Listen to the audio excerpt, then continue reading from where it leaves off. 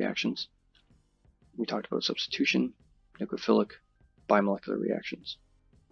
So substitution is taking one nucleophile and substituting the leaving group with the nucleophile. Nucleophilic because we are using a nucleophile. And bimolecular because there are two molecules in the transition state or in the most critical portion of the reaction. And so we can take this nucleophile, attack the electrophilic center. Of course, the leaving group can leave easily, carrying electron density with it.